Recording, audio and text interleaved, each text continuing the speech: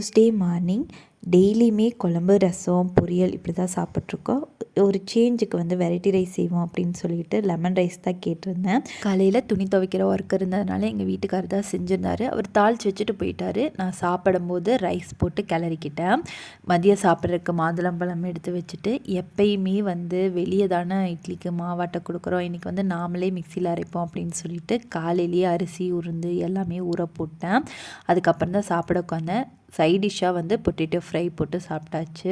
Evening பையனை தூங்க வச்சுட்டு போய் குளிச்சுட்டு வந்தாச்சு. இன்றைக்கி செவ்வாய்க்கிழமை அப்படிங்கிறனால தலைக்கு குளிச்சுட்டு வந்துட்டேன். லைட்டாக தலையை துவட்டி ஹேர் கிளிப் மட்டும் போட்டுக்கிட்டேன். துகில எந்திரிக்கிறதுக்குள்ளே மாவாட்டிடுவோம் அப்படின்னு சொல்லிட்டு காலையில் ஊற வச்சுருந்தது நல்லாவே ஊறிடுச்சு. அதையும் கழுவி மிக்சியில் போட்டு ஆட்டிக்கிட்டேன். ஐஸ் வாட்டர் யூஸ் பண்ணி நான் ஆட்டியிருக்கணும். நார்மல் வாட்டர் யூஸ் பண்ணதுனால மிக்சி ஹீட் ஆயிடுச்சு. இட்லி கல் மாதிரி வரும், இருந்தாலும் நம்ம தோசை சுட்டுக்கலாம்.